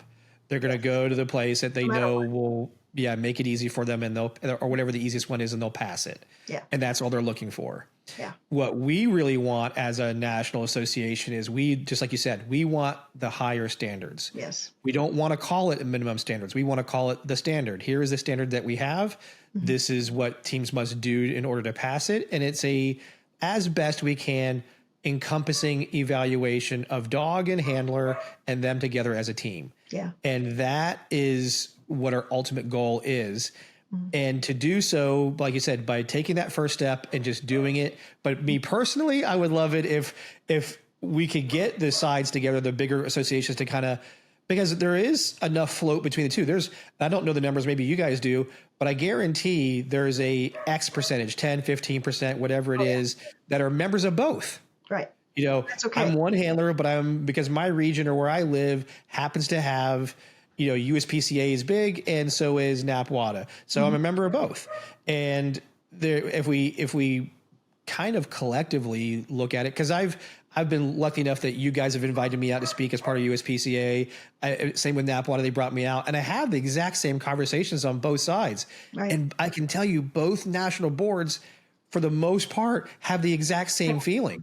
They are in unison with the idea of, you're right, we do need to evolve, we do need to make some changes, we do need to make some updates that are going to be the betterment for the industry. But the part I haven't seen yet is the initiation to actually do it, with the exception, like you just said, that hearing it from you, that right now ORT, in its exact way I would have recommended doing it. Hey, it's voluntary at the moment. Right. You got a year or two to get on board and get used to it and prep for it. But by this date, it will be part of the cert. Yeah. And I think that's the easiest way. It breaks people in, it takes away the fear, and then off they go. But if you look back, even when we did the ORT, which I believe was in 2008, 2009-ish, when we first came out and said, okay, we're doing it, and it's mandatory. You have to pass it first before you can do operational. And we had the mass exodus because, oh my God, I don't want to do that. It's too hard. It's too this. It's too that. I get it. But what's interesting about that was that we slowly people came back. Yep, of course. And suddenly discovered that it's not that hard. No. We forced them to train. Yes. Isn't that, you have to be careful about that. I totally understand that, because you have small departments and you have big departments. But if you can force, for lack of a better way to say it, you can force someone to train more, even if it's just for a certification, maybe that will inspire a little more greatness, a little bit more out of that handler. We're experiencing that right now, the pain of, we made a mandatory recall, for instance. It was like step one. And it was a tough one to swallow. I'm not going to lie. I wasn't a huge fan of the way it was written and the way we ended up implementing it. You failed. Yeah. It was just flat out a fail. Yeah. But what I'm starting to see, I'm kind of I'm a crazy stat woman, and I sit in the background and keep track of stuff. Yeah. And what I've discovered with that is that we are now forcing them to train that harder. So we changed some requirements, made it a little more doable. So we might have changed the distance and that kind of thing. But we're seeing that dogs that failed it at 18 yards, for instance, came back and passed it at 10, or came back and passed it at 18. Mm-hmm. And it provided us with, hey, we need to train this more so that people can pass it. But we're seeing that just like with the ORT, we forced these people, these handlers, in a nice way to realize they have to train that. Yep. And if that to me is success. That it's not about membership. If you lose them, you lose them. Yep. And if we lose them, to be honest with you, I probably didn't want that member anyway if they weren't willing to do what it takes to do the right thing and become better. Yes. And it's no different. How is that any different? Expecting that. How is that any different than expecting a bomb dog to not miss 5 hides? Yes. Or expecting a narc dog to find at least 3 of 4 hides. We're comfortable with that because that's what we've always known, right? Mm-hmm. So making these changes that fit for today, a year and a half from now are going to be comfortable. Of course. Even though they're uncomfortable now. I was and the reason why I can relate to this, because I was one of those handlers. I was one of the ones right after, because most people kind of know the story now, I've shared it a couple of times, but I got my explosive training aids on 9/10.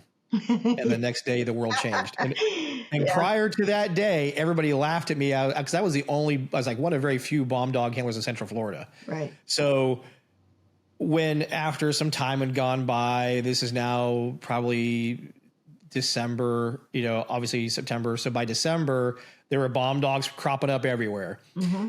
And at that point, the government kind of handed off a lot of the bomb dog regulations to the ATF to kind of steer, because they were at that point, they were the only, besides the military, the only government agency that was doing bomb dogs. Mm-hmm. So I remember however many months later it was, we had our first encounter with the ATF people. They were setting up an ORT, and they had these really easygoing food labs that would do the paint can game all day long. So of course we come in there, they made us go through it. Our dogs fail it miserably. And I kind of like kick the dirt, like, screw these guys. This sucks. I'm not, that's the stupidest test ever.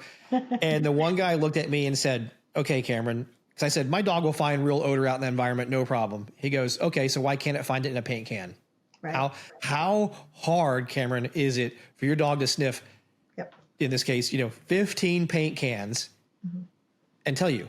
How is that hard, Cameron? If you just said your dog can find it in a complex environment, he goes, or is your problem that you haven't exposed your dog to this, and this is why you failed? Correct. And it's really an easy test. It's a really easy evaluation. Just smell this thing and say yes or no is what you're looking for there. And when he broke it down to me that way, it humbled me because I had no argument left. Because if I could say I could do it the hard way and I had no problem and I thought the test was stupid, why couldn't I do this basic test? And that forever changed me. Mm-hmm. And then, of course, years going by when Swig Dog was created, and then these standards started becoming more understood. And I embraced that. You know what? That is actually a good starting point. Can your dog smell X amount of like things? They're all the same, but you don't know which one's hot. It's just a number or a letter.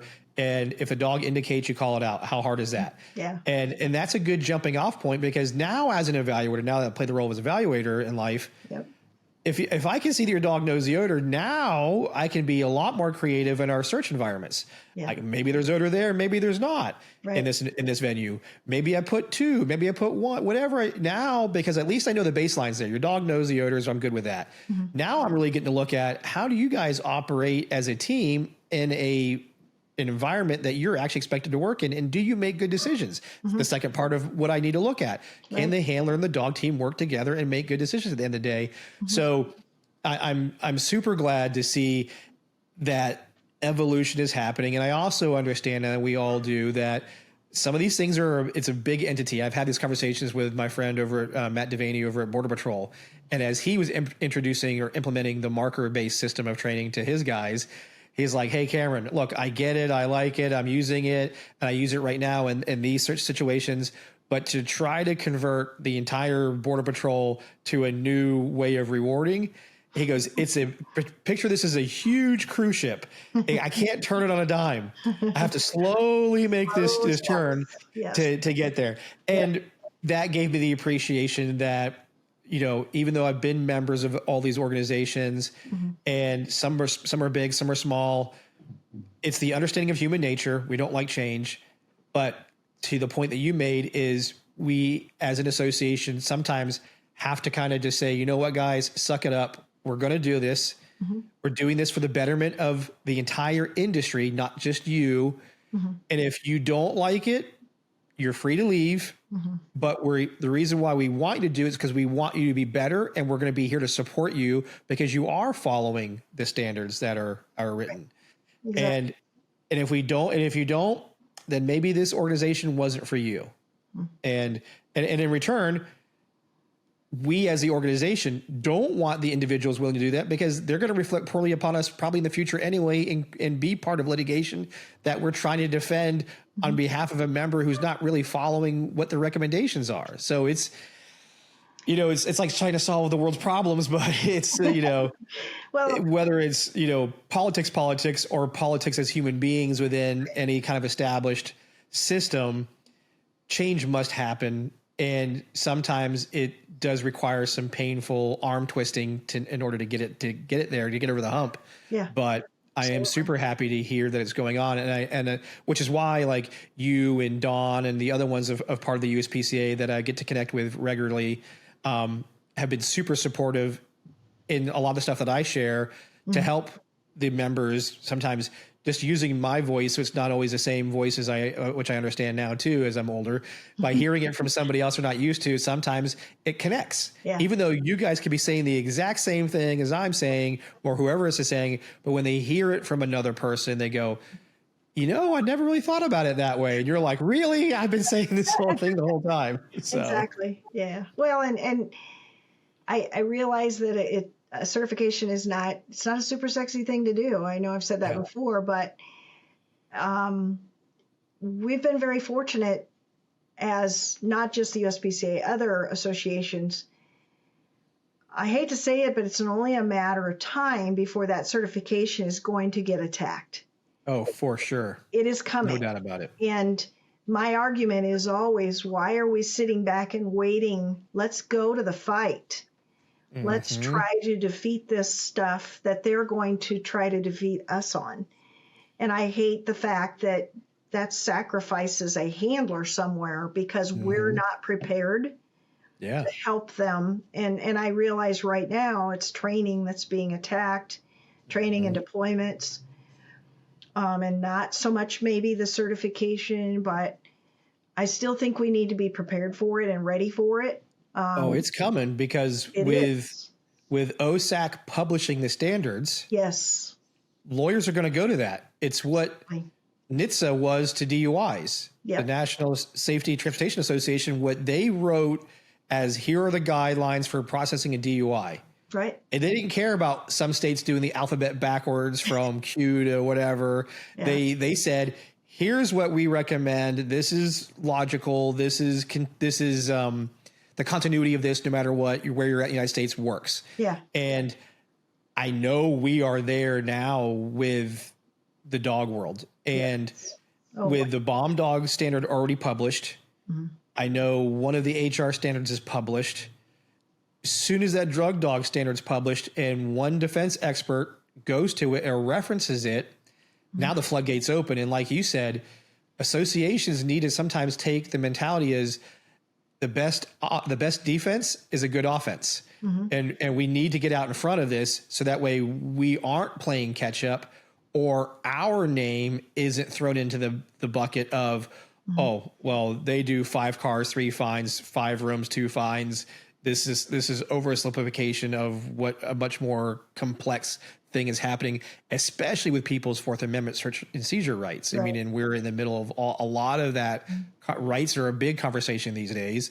So me and my little dream world of a canine association is I want to, it's a balancing act. You don't want to get too progressive and change too frequently. Right. But I think as a whole, every association is due for some updates because it's been the same way, honestly, since probably the mid 90s. We've seen no significant change. Yeah. 70s, 70s and 80s even. Exactly. Absolutely. No, 100%. So, and I hope to see, again, without, I don't mean in any way to disrespect any other association. I totally support. We've worked with a couple of them on different projects. There's that California bill that was floating around there a couple of years ago about patrol dogs. Yep. We have to work together. We have to have some similarities, and you can have your own way and do things a little bit differently, but ultimately our goal as an association has to be to provide the very best protection, I guess, if you want to call it that, for lack of a better way. It is. For every handler that's out there, whether it's drug work, whether it's patrol work, whether it's tracking, human scent detection, cadaver, you name it. If we can make them work a little bit harder to achieve a certification, maybe that will bleed over into their training and their street work. Yeah. And I said this to a couple associations. I said, the first one who does it, the rest are going to follow because they don't want to be the ones not doing it. Yeah, exactly. And I said, my hope would be that doing it in a unified manner, all the major associations doing it together at or around the same time will make the change much faster. Yeah. Otherwise, if one does it, then it forces the other ones to go, either we stand our ground and we're not changing, which is going to make them really stand out legally later on. It puts them really on the defensive because if I'm a lawyer and I say, okay, your industry made up of canine experts, research experts, and legal experts said this is a written system that should be followed. I see, in this case, USPCA is following this. How come your organization isn't? Right. Can you give me a reason why? Because you guys do the same thing. This organization reflects United States Canine Handlers. This association also does. So why, Association X, are you not doing what this one is and they're following the recommendations by your own industry? So it puts an association really on a defensive pretty quickly if they're not instituting change. We see that.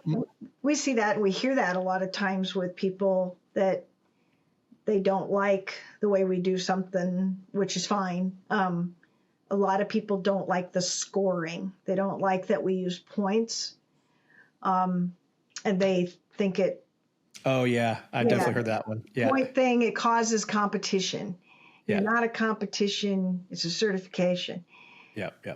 And, that's what our foundation, the USPCA, was founded on, was by a point system. And I think the boat that's being missed is that what I like about that is that I know exactly how much I failed by. So whereas a pass-fail, how do I ever know that I need to get better? So if I got 83%, 83 points out of 100, let's say, why can't next time I come back and get 95 out of 100? I know I have improved or I've done better. That's kind of the rough idea of why we keep the point system we do. But a lot of people will leave an association, which I'm okay. I get it. They will leave an association for something odd within, like, either maybe they fail a test and they're like, I'm out. Nope, not doing it. I've heard it's too hard. Your test is too hard. I've heard that it's not realistic.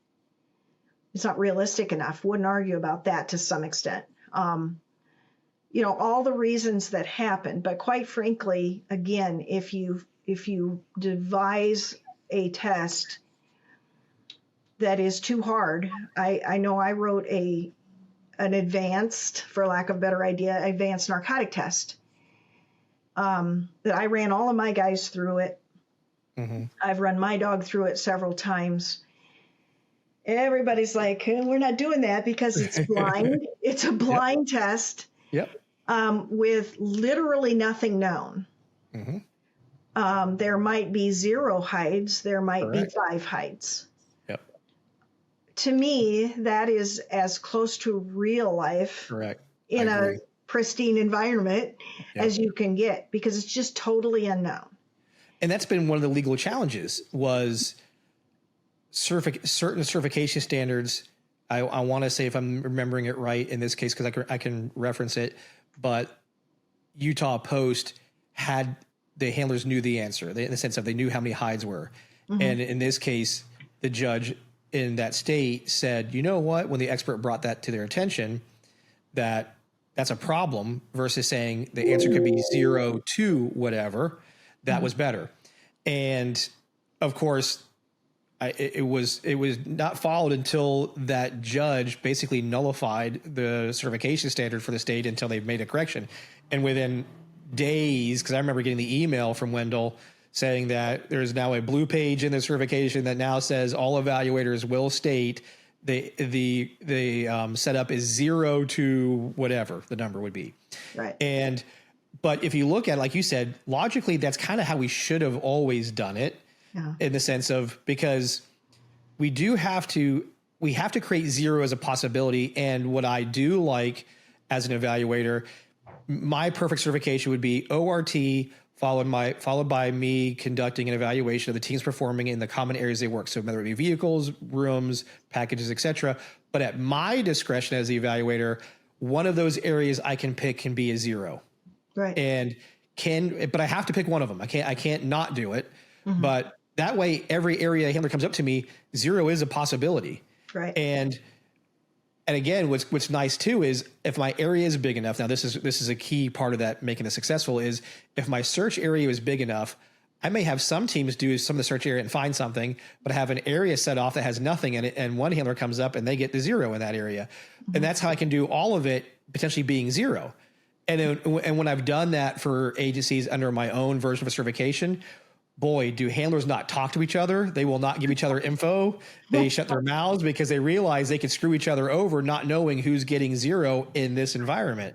Right. So it really creates a much more honest, integrity version of a certification. Yep. Accomplishes the goal of, yes, the dogs know odor. Yes, they can tell me they can walk out of there and say 0 is the answer and they were correct, as well as they can say, I had a find here.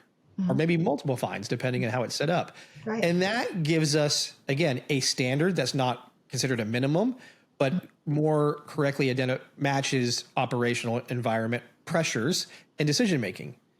And we both know this. It's way harder for teams to come out and tell you there's 0 there than it is until you have a find, because it is so hard to go, nope, I've got nothing. Right. Yep. It's like you could see it in everybody's faces. They're like, I didn't get anything, but over here, kind of maybe. And you're like, nope. Yep. So, but it is super cool to see that evolution is happening. Yeah. I'll end this on this question here. How do you see the future of, in this case, USPCA? What do you see, like 5 years from now? What's the evolution within the association? I hope that the association can continue, as all associations should continue, to look at what is happening right now with dog work on the street, what's being attacked, because there's a lot of stuff happening. And let's learn from that stuff and try to find a way as an association to, in 5 years, be defending that stuff. Which shouldn't take us 5 years to learn that lesson. Yeah. But I sure hope that we can look at the things that are happening, the lawsuits that are coming out, some of the departments that are getting sued for certain things. Some of them are things we can help and things we can't help, right? But if there's something that a certification can provide, whether it's more realism, whether it's more blind stuff, whatever the case may be, more ORT stuff, I hope that we can continue as an association and that every canine association looks at things not as this is how we've always done it, but more as this is what we need to do in today's world to protect handlers from the lawsuits that are coming.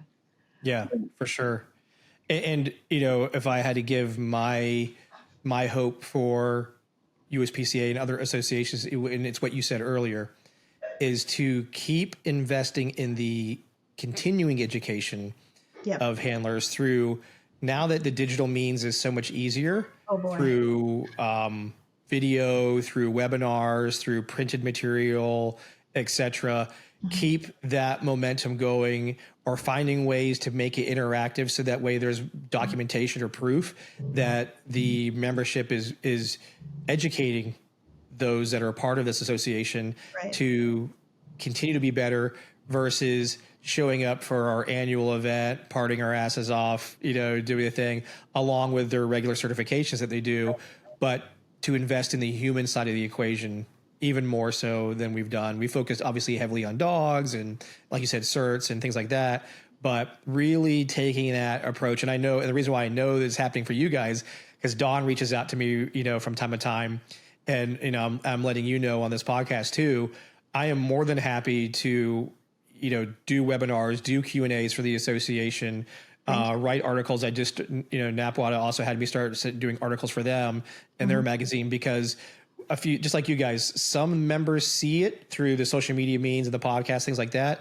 but there's a number that just don't. They're isolated. They're not a podcast listener, or they're not heavy on stuff. But when the associations give them information, hey, go here and go look at this, is a super helpful thing in the investment of that human equation. Yeah, we started what we're calling the best practices group, which Steve White's a part of, Don Slavic, Scott Sargent. There's, I can't even think of all the incredible, talented people that are on that. And we're doing free webinars. Now, that's not to build membership, because if we were trying to build membership, we'd charge for it, right? Or we'd make you join.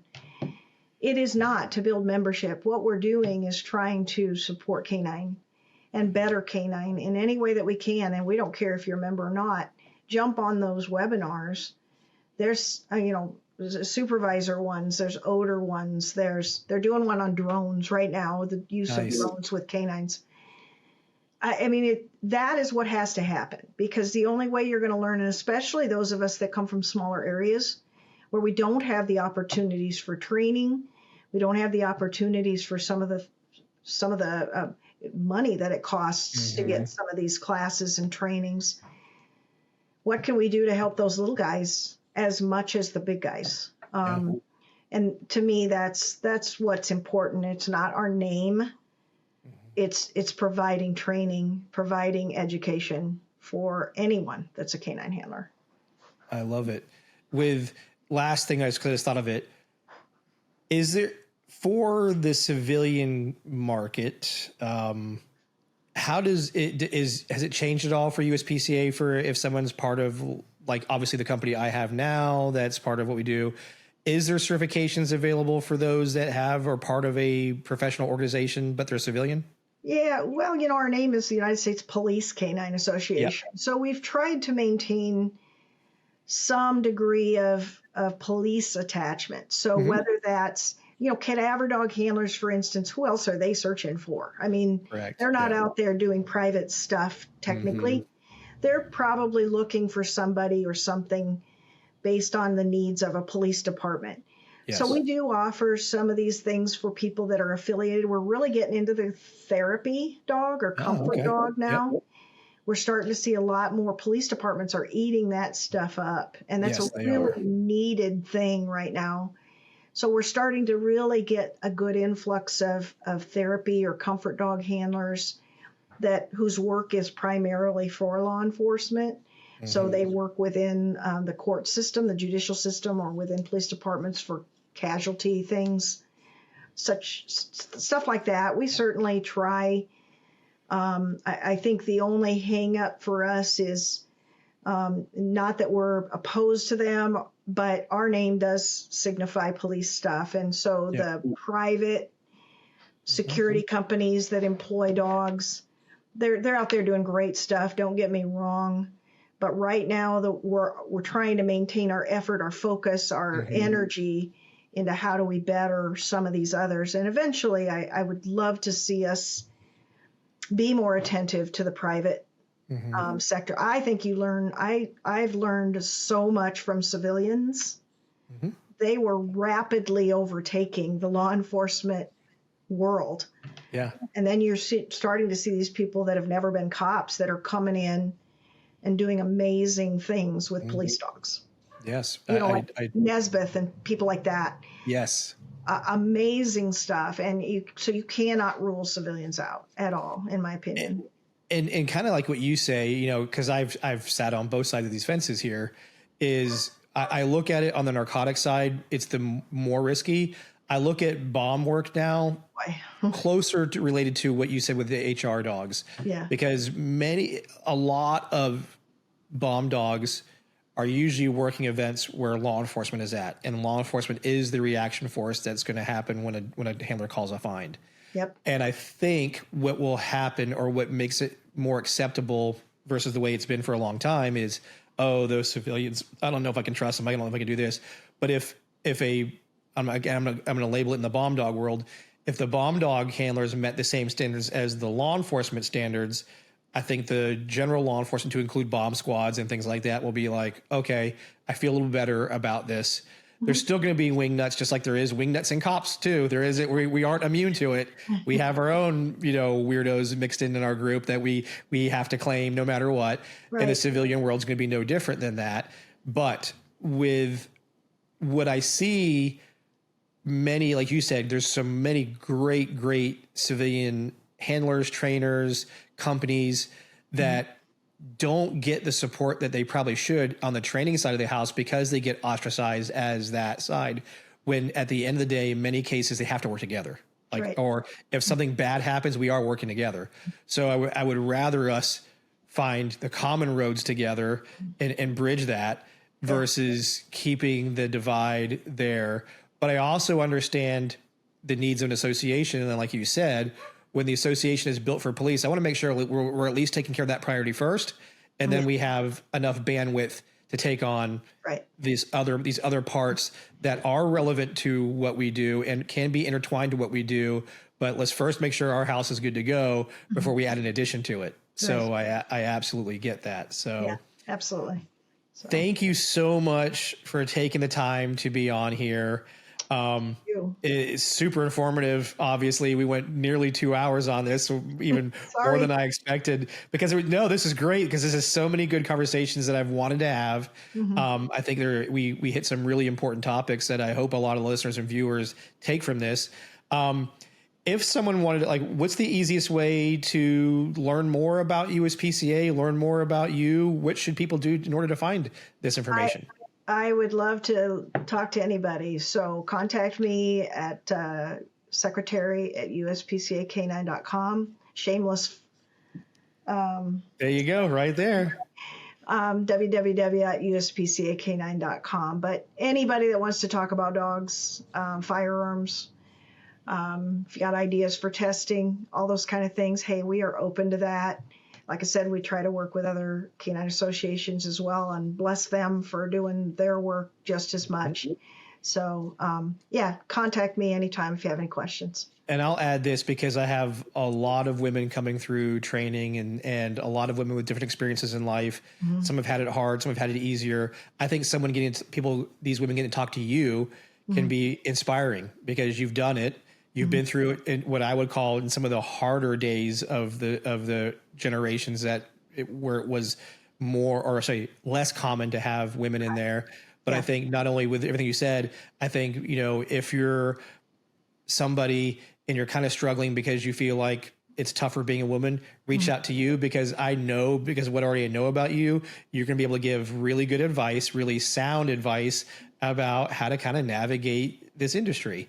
Absolutely. And I think that just that alone is gold. But like you said, I know you're and folks, Melinda is totally into the nerdy side of the dog world, but also the very practical side of the dog world. So you're bound to get some really good conversations, and some good questions probably pushed back to you too, to help you out as a handler and or as a trainer. So again, thank you so much for spending your time on here with us. Thank you. And thank you for everything that you do for Canine. I think people take advantage of your training, and as they should. the free stuff that you put out. Oh my gosh, you can learn so much from watching just some of your little short clips and things like that. The canine world appreciates that, Cameron. It's just it's gracious of you to do that. Thank you. No, it's like you said, I'm not doing it for the money. I'm doing it because I love our industry. Amen. I love dogs, most importantly, and anything that makes that life easier for them and for us is the whole driving force behind that. So thank you. No, I thank you for the support as well quite a bit. Yeah, thank you. All right, everybody. Thank you for tuning in to Canines Talking Sense, where it's okay to be nosy.